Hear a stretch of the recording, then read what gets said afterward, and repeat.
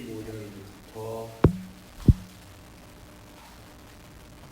23절 말씀까지입니다.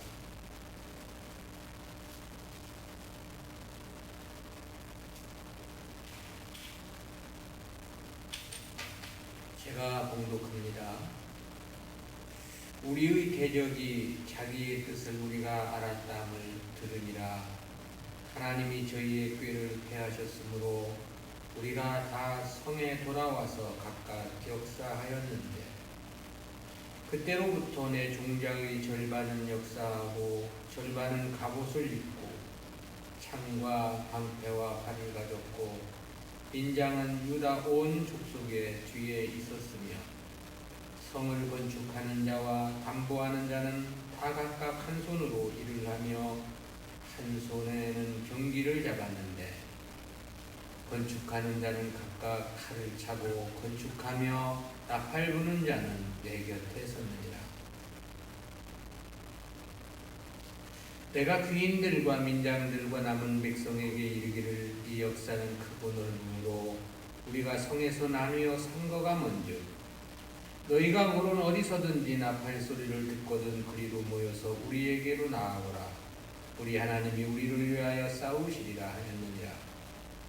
우리가 이같이 역사하는데 무리의 절반은 동틀 때부터 별이 나기까지 창을 잡았었으며, 그때 내가 또 백성에게 고하기를, 사람마다 그 종자와 함께 예루살렘 안에서 잘지니 밤에는 우리를 위하여 파수하겠고 낮에는 역사하리라 하고, 내나 내 형제들이나 종자들이나 나를 쫓아 파수하는 사람들이나 다 그 옷을 벗지 아니하였으며 물을 기르러 갈 때에도 기계를 잡았었느니라. 아멘.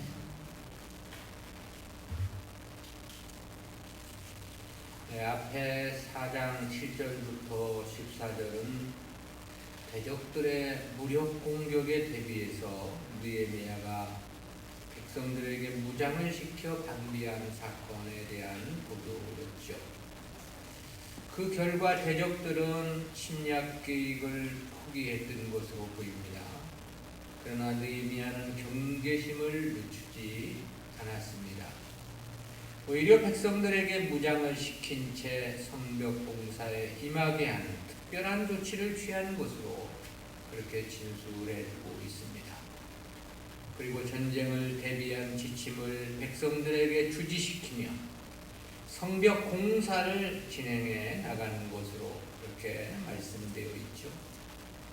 이러한 15절부터 22절 말씀까지는 구속사적 교훈까지 셋으로 구분해서 살펴보겠습니다.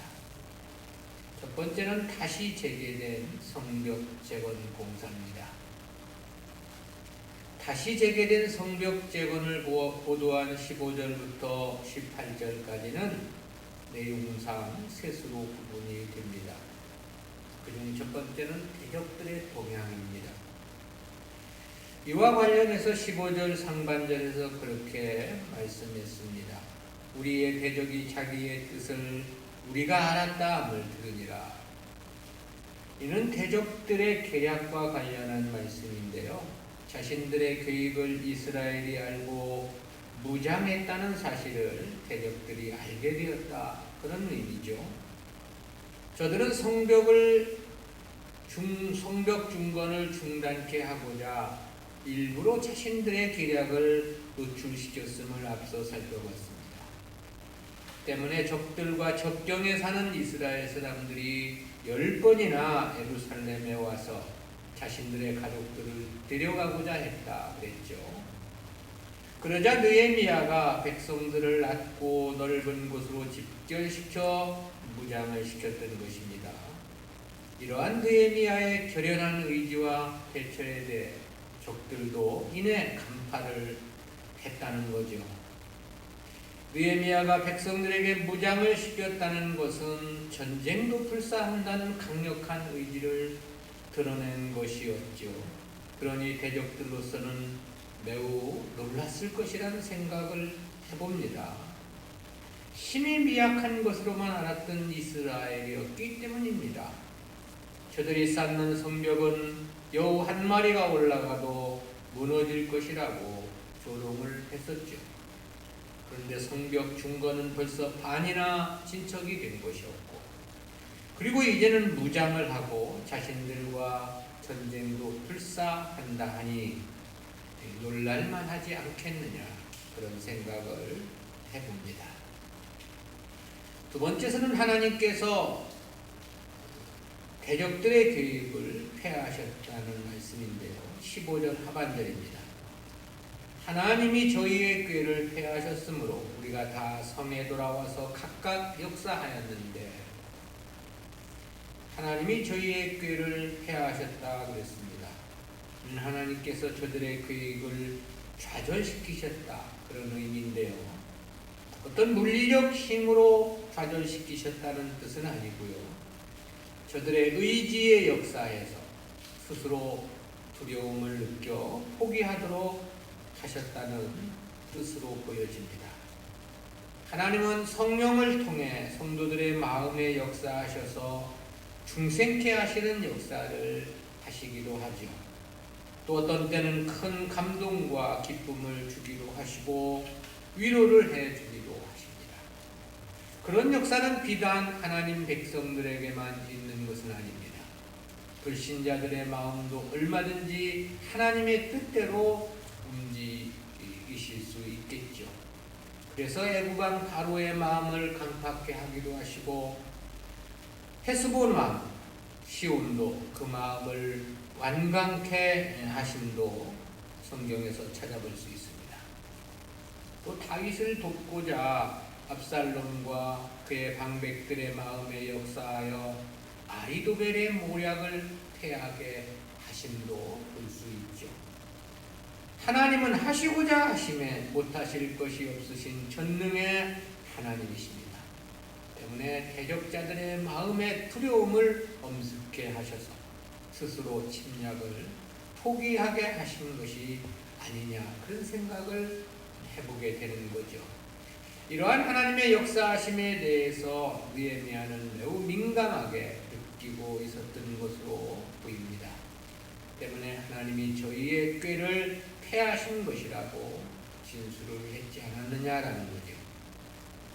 또한 모두가 다시 성으로 돌아가서 성벽 중건을 시작했다는 것도 그렇습니다. 대적들이 스스로 좌절하고 낭망에 빠진 사실을 간파했기에 가능한 조처였다라는 거죠. 만약 그렇지 않다면 우선은 성벽 중건보다 적의 기습 침략에 대비해야 하는 그 일에 전무하지 않을 수 없었을 것이기 때문입니다. 세 번째는 다시 시작한 성벽 중건의 양상입니다. 하나님의 도우심을 간파한 느헤미야는 곧바로 성으로 올라가 다시 성벽 재건에 돌입을 하고 있습니다. 그러나 이때부터는 이전과는 다른 양상이었어요. 그에 대해 밝혀준 내용이 16절부터 16절 말씀인데요. 그때로부터 내 종자의 절반은 역사하고 절반은 갑옷을 입고 창과 방패와 활을 가졌고 민장은 유다 온 족속의 뒤에 있었으며 그랬습니다. 느헤미야가 자신의 수하들을 절반은 봉사를 하게 하고 절반은 무장을 시켜 사방을 경계토록 했다라는 거죠. 그래서 이 내 종자로 번역된 히브리어 네아라이는 소년이나 청년이나 또는 하인이나 부하나 종등 다양하게 번역되는 단어입니다. 본문에 대해서는 두 가지 견해가 있는데, 하나는 유다 출신들로서 느헤미야가 수족처럼 부릴 수 있었던 특별한 집단으로 보는 편이고요. 다른 하나는 총독 신분으로서 느헤미야의 통치 아래에 있는 유다 백성 전체를 가리키는 것으로 보는 견해입니다. 그렇지만 느헤미야가 이스라엘 자손들을 하인처럼 생각했을 리 없다는 측면에서 대부분 성경학자들은 전자가 합당하다고 그렇게 이해를 합니다. 그것은 이어진 17절에서 백성들을 따로 언급하고 있음에서 볼 때도 그렇습니다. 이들 중에는 바사에서부터 느헤미야와 함께 귀환했던 유대인들도 있었을 것입니다.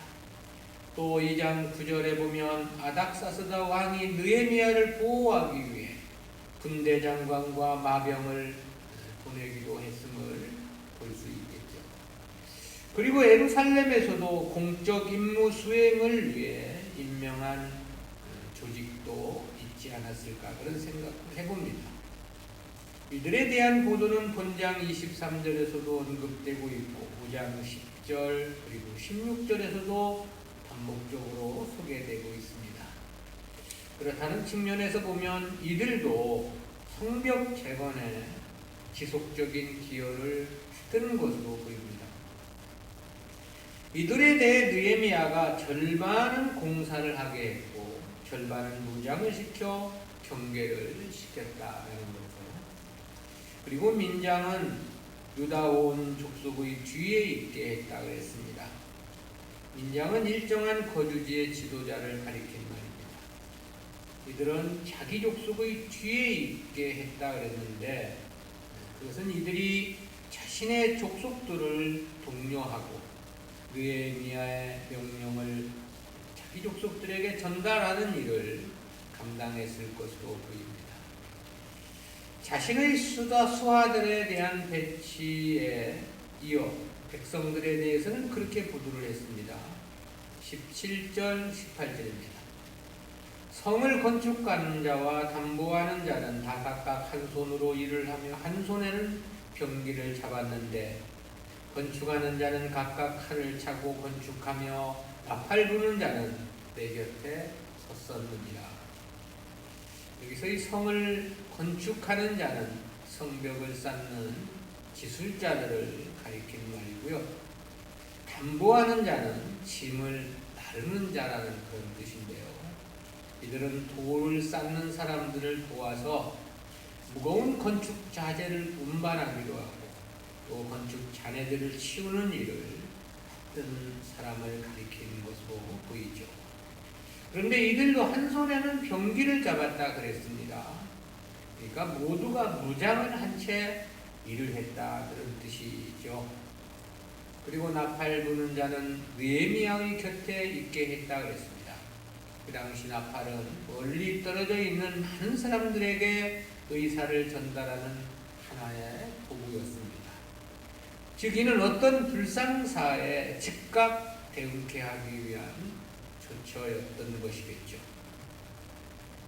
두 번째는 유사시를 대비한 느헤미야의 계략입니다. 대적들의 침략에 만반의 준비를 마친 느헤미야는 백성들을 향해 구체적인 실천 방향을 교육했습니다. 그에 대해 19절과 20절에서 그렇게 보도를 했죠. 내가 귀인들과 민장들과 남은 백성들에게 이르기를 이 역사는 크고 넓음으로 우리가 성에서 나뉘어 상거가 먼즉 너희가 모른 어디서든지 나팔 소리를 듣거든 그리로 모여서 우리에게로 나아오라. 우리 하나님이 우리를 위하여 싸우시리라 하였느니라. 여기서 이 귀인들과 민장들과 남은 백성이란 당시 성벽 재건에 동참한 모든 사람들을 가리키는 표현입니다. 느헤미야가 이들에게 유사시의 대응책을 교육을 시킨 거겠죠. 느헤미야는 이 역사는 크고 넓음으로 했습니다. 이는 예루살렘 동서남북 성벽을 일시에 축조함을 전제할 말입니다. 가정을 해서 성벽 한 면을 대략 500m 정도로 본다면 성의 전체 둘레는 2km가 되는 셈이겠지요. 그 당시 어느 한 곳에서 문제가 생기게 되면 반대편에서는 도저히 알아챌 수가 없는 그런 상황인 거죠. 따라서 나팔을 통해서 신호를 보내게 되면 모두가 그 신호를 따라 집결해서 대적들과 맞서 싸우자 그런 계획을 발표한 거죠. 물론 이 나팔은 비단 공사를 하는 사람들만을 상대로 한 것은 아닐 겁니다. 적들의 공격이 있다면 나팔을 통해서 성매는 물론이고 성외곽까지도 널리 알려 이를 대비코자 하는 조처였을 거겠죠. 실로 철통 같은 대비태세를 하고 성벽 중건에 임하고 있음을 보게 되죠. 그러면서도 느헤미야는 하나님이 우리를 위하여 싸우시리라는 말로 크게 백성들을 격려했습니다. 우리가 하나님의 뜻을 위해 최선을 다하면 하나님께서 우리를 도우실 것이라는 그런 뜻입니다. 실제 전쟁의 승패는 군사의 많고 적음에 있는 것이 아니죠. 하나님의 손에 있는 것입니다. 이에 대해서 다윗은 골리앗과의 싸움에 나가면서 그렇게 한 말이 있죠. 사무엘상 17장 47절입니다. 또 여호와의 구원하심이 칼과 창에 있지 아니함을 이 무리로 알게 하리라. 전쟁은 여호와께 속한 것인즉 그가 너희를 우리 손에 붙이시리라. 시편 127편 1절에서는 솔로몬이 쓴 시인데요. 그렇게 말씀합니다. 여호와께서 집을 세우지 아니하시면 세우는 자의 수고가 헛되며 여호와께서 성을 지키지 아니하시면 파수꾼의 경성함이 허사로다. 아마 느헤미야는 이런 말씀들을 잘 알고 있었을 것으로 보입니다. 때문에 저는 하나님이 이스라엘을 위해 싸우실 것이라는 확신으로 백성들을 격려했던 거겠죠. 세 번째는 성벽 재건을 위한 백성들의 뜨거운 호응입니다. 느헤미야의 격려에 백성들은 열렬한 마음으로 호응을 했던 것으로 보입니다. 그렇다는 것은 느헤미야가 취한 세 가지 사실을 통해서 확인할 수 있겠는데요. 첫 번째는 성벽 공사에 임한 시간적 개념입니다. 이에 대해서는 21절에서 그렇게 고두를 했습니다. 우리가 이같이 역사하는데 무리의 절반은 동틀 때부터 별이 나기까지 창을 잡았었으며, 여기서 우리가 이같이 역사하는 데란 무장을 한 채 성벽 재건에 임한 사실을 말함입니다. 그리고 무리의 절반은 했습니다. 이는 앞에 16절에서 자신의 종자들을 가리킨 표현이죠. 저들은 동틀 때부터 별이 나기까지 창을 잡았다. 그렇게 말했는데요. 그러니까 새벽부터 초저녁 때까지 하루 종일 경계를 섰다. 그런 뜻이죠.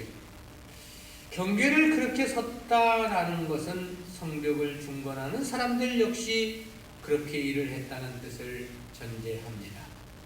따라서 이는 특별한 열정으로 일에 임했음을 나타내주고 있는 거죠.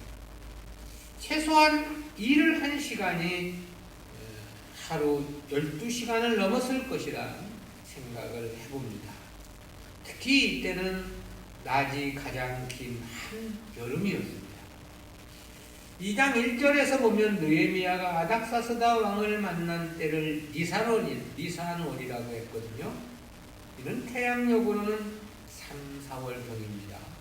그리고 거기서 준비하고 예루살렘에 도착하기까지 아무리 빨라도 3개월은 걸렸을 것이고요. 그렇다면 예루살렘에 도착했을 때는 6월이나 7월경이 되는 셈입니다. 그리고 그동안 성벽을 반을 중건했다 그랬습니다. 성벽을 완공하기까지가 52일이 걸렸다고 했어요. 그러니 이때는 공사를 시작한 지 대략 한 달쯤이 되지 않았을까? 그렇게 추정해 볼 수 있겠죠. 반을 건축을 했으니까요. 그렇다면 본문의 시점은 대략 7, 8월경이 되는 셈입니다. 즉 낮의 길이가 가장 긴 한여름이었다라는 건데요. 그런 새벽부터 별이 뜰 때까지란 대략 14시간, 15시간 정도가 되지 않겠느냐 그런 계산을 해봤습니다. 그것도 팔레스틴의 뜨거운 기후에 이렇게 일을 했다는 것은 그 뜨거운 태양의 열기보다도 백성들의 열정이 더 뜨거웠던 것이 아니었느냐, 그런 생각을 해보았습니다. 두 번째는 공사자들의 숙박 문제인데요. 대략적인 노동의 시간을 밝힌 느헤미야는 이어 노역자들의 숙박 문제와 관련해서 그렇게 말했습니다. 22절입니다. 그때 내가 또 백성에게 고하기를 사람마다 그 종자와 함께 예루살렘 안에서 잘지니 밤에는 우리를 위하여 파수하겠고 낮에는 역사하리라 하고, 노역자들 모두에게 공사가 마칠 때까지는 예루살렘에서 숙박할 것을 권고했다, 그런 말이죠. 여기서 이 종자는 16절에서 했던 느헤미야의 직속 부하들을 가리키는 말이 아닙니다. 공사 대표자들이 거느린 일꾼들을 가리키는 표현인데요. 그러니까 성벽 공사에 참여한 모든 사람들을 가리키는 표현이라고 말할 수 있습니다. 당시 성벽 공사에 참여한 사람들은 예루살렘 거민들만이 아니었습니다. 매우 먼 거리에서 온 사람들도 있었습니다. 그런데 이 중 예루살렘 근처에 살고 있던 사람들은 하루 일을 마치고 나면 자신들의 집으로 돌아가려고 했던 것으로 보입니다. 그리고 아침에 다시 와서 일을 하고자 했겠죠. 이들은 대부분의 경우가 자신들의 거주지 가까운 성벽을 건축했기 때문에 그렇습니다. 그러니 하루 일이 끝나면 충분히 집으로 돌아가고 갔다가 또 다시 올 수 있었다는 거죠. 그런데 느헤미야가 이를 만류하고 모두 예루살렘 성 안에서 머물 것을 권고했다는 것입니다. 왜 그리 했을까라는 것에는 여러 추측들이 있습니다. 가장 우선적으로는 집으로 돌아가는 과정에서 적의 습격을 받을 가능성을 염려했기 때문일 것으로 이해하기도 하고요. 또 밤에 많은 사람들이 집으로 돌아가고 나면 예루살렘 성에 사람이 없어서 대적들의 침략이 염려되었기 때문으로 보기도 합니다. 또 집이 먼 사람들은 돌아갈 수 없는데 그리 되면 그들이 소외감을 느낄 것을 염려했기 때문이라는 견해도 있습니다.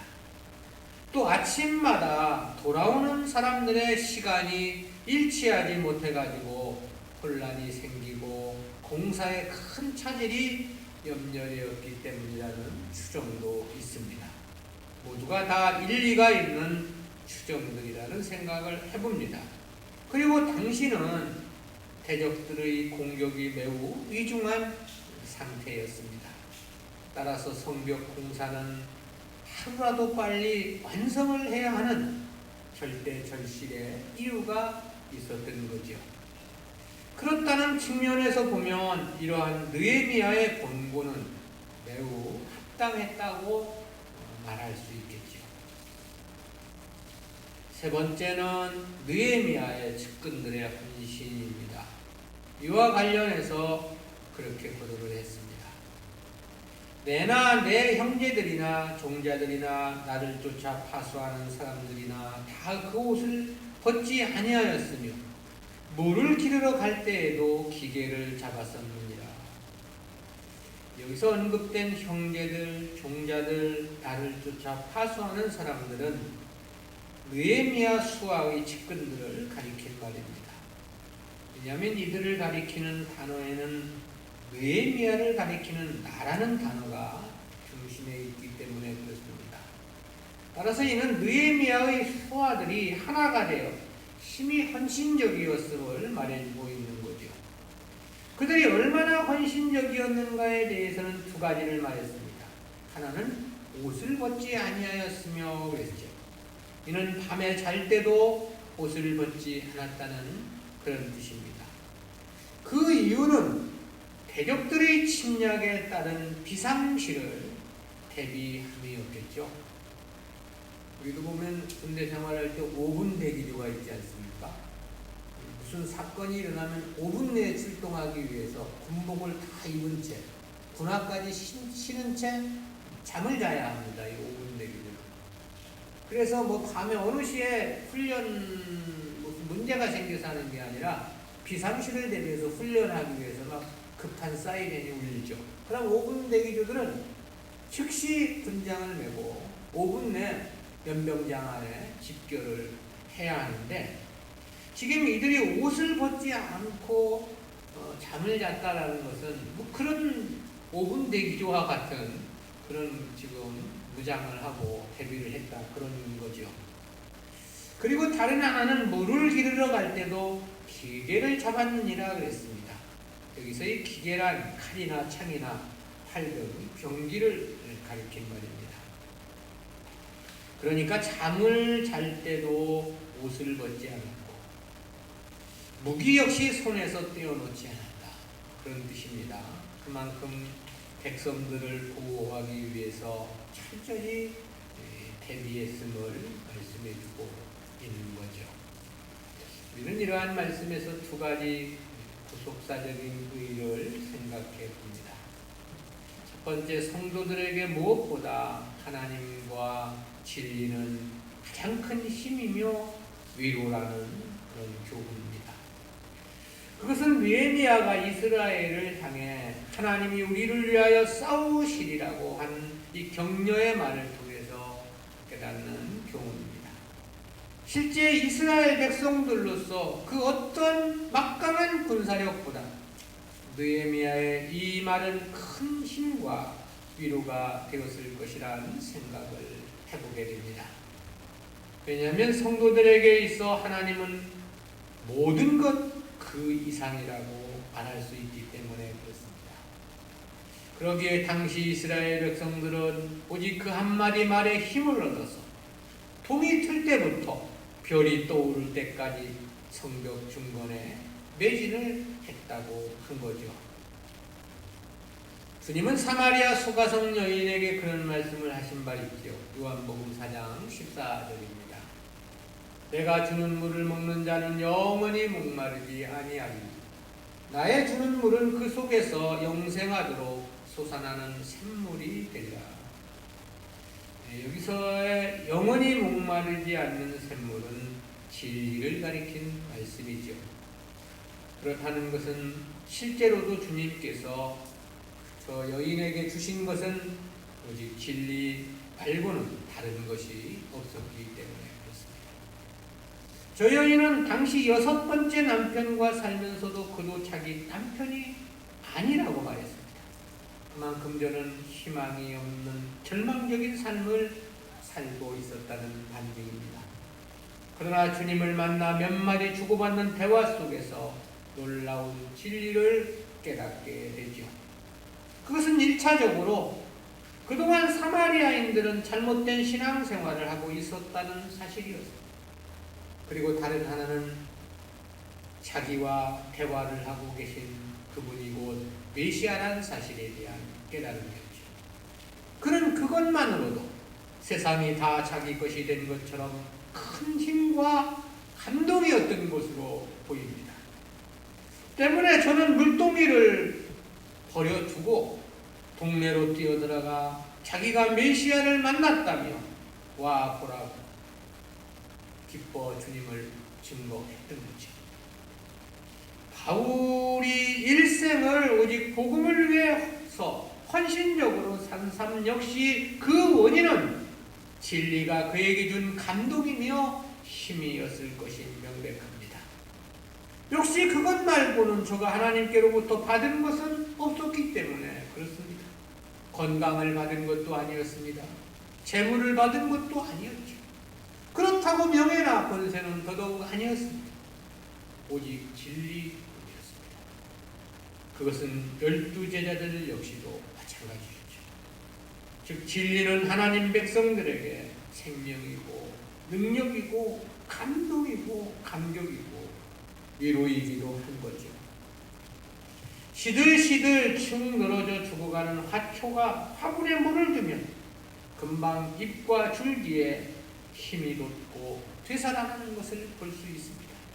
성도들에게 있어 하나님과 진리는 바로 그렇다라는 것이죠.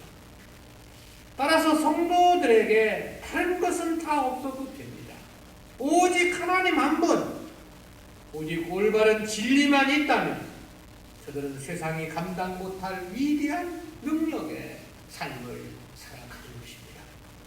늘 감격한 감동과 기쁨 속에서 주님을 위해 살아가는 거죠.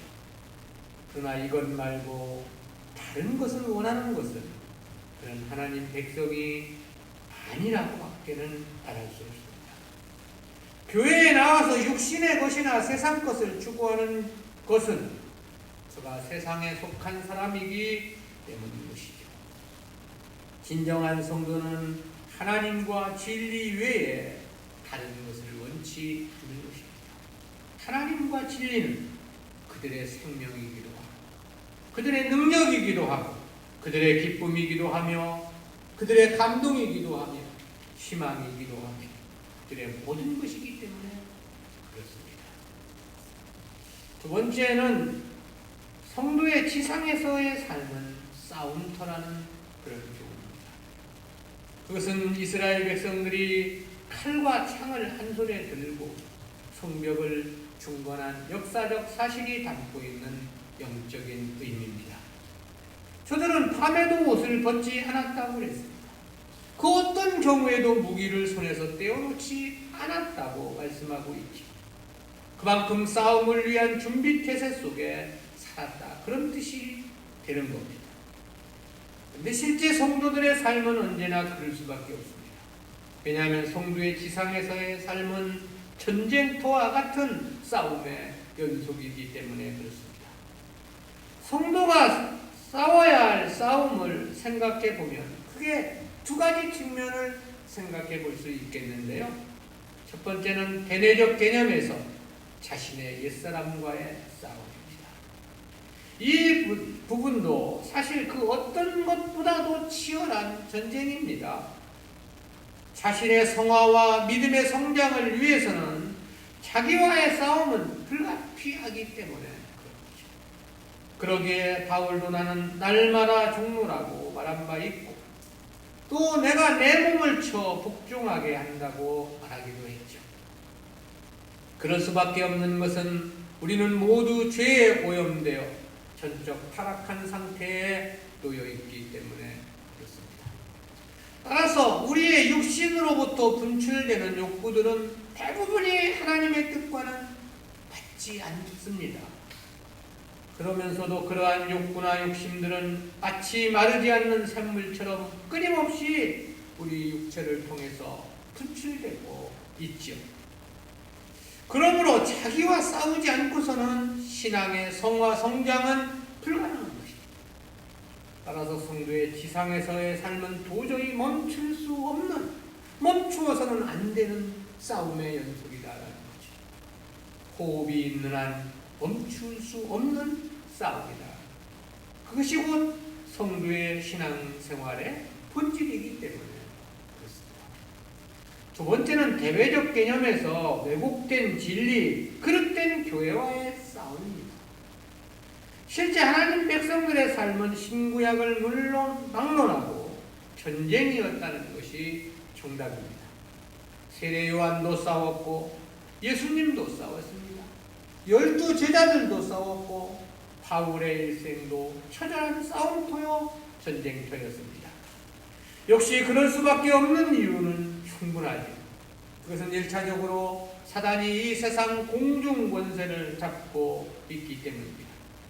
그리고 보다 결정적인 원인은 이방인들이 교회 안에 들어와 끊임없이 진리를 왜곡시키고 교회를 변질시켜 나가기 때문에 그렇죠.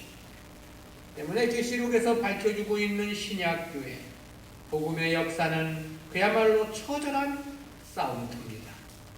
그러면서도 성도들은 언제나 하나님께 신원을 요청해야 하는 상황으로 묘사되고 있죠. 잘못된 교회 비진리가 특세를 하는 까닭입니다. 때문에 주님께서는 누가복음 18장에서 말세 교회의 정황을 불의한 재판관에게 날마다 억울함을 호소해야 하는 한 과부로 비유하신 바 있죠. 또한 계시록 11장 7절에서도 마지막 시대 교회를 상징한 배옷 입은 두 증인이 무저갱에서 올라온 짐승에 의해 죽임을 당하는 것으로 예언되어 있습니다. 교회가 사랑만으로 되는 것이 아닌 것입니다. 진리가 화평과 축복만으로 지켜지는 것이 아닌 것입니다. 출애굽한 이스라엘이 애굽에서 벗어났다 해서 끝난 것이 아니었습니다. 광야에서도 그랬고 가나안 입성 과정에서도 전쟁은 끝난 적이 없었습니다. 본서에서도 보면 바벨론에서 귀환한 귀환민들도 100여 년 가까운 세월 끊임없는 싸움이었습니다. 그것은 신약의 성도, 신약의 교회도 마찬가지인 거죠. 특히 말세를 사는 우리들이야말로 험악한 싸움터일 수밖에 없습니다.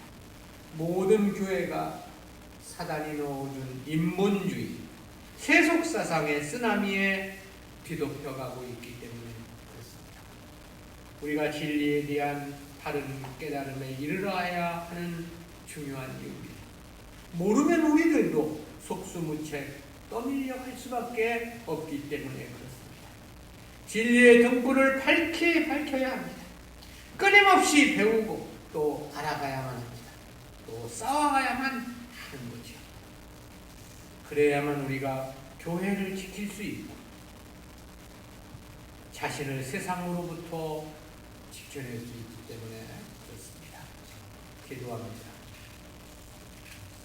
사랑의 하나님 은혜를 감사합니다. 하나님의 역사를 감당하기 위해 옷도 벗지 않고 무기를 손에서 떼어놓지 않고 노동에 열과 성의를 다했던 이스라엘 백성들의 삶을 통해서 귀한 교훈 깨닫게 해주신 진실로 감사합니다. 하나님이 함께 하신다는 느헤미야의 격려에 힘을 얻어 동이 들 때부터 별이 떠오를 때까지 하나님의 역사에 열과 성의를 다했던 말씀을 통해서 성도들에게 하나님의 말씀은 곧 생명이며 희망이며 기쁨이며 저들의 모든 것임을 깨닫게 해주신 진실로 감사합니다. 우리들도 하나님만으로 만족하고 기뻐하며 소망을 갖고 살아갈 수 있도록 은혜 베풀어 주시옵소서. 저들이 하나님의 역사를 감당하기 위해 그토록 무기를 내려놓지 않고 싸움에 대비했던 것처럼 교회의 역사는 언제나 싸움을 통해서 지켜져 왔다는 사실 깨닫게 해주신 진실로 감사합니다. 우리들의 삶도 하나님의 말씀을 위한 싸움을 싸워가게 하시고 먼저는 나와의 싸움에서 승리하고 그리고 진리를 위한 싸움에서도 넉넉히 이겨 승리할 수 있도록 은혜 베풀어 주시옵소서. 감사드리옵고 예수님의 이름으로 기도드리옵나이다.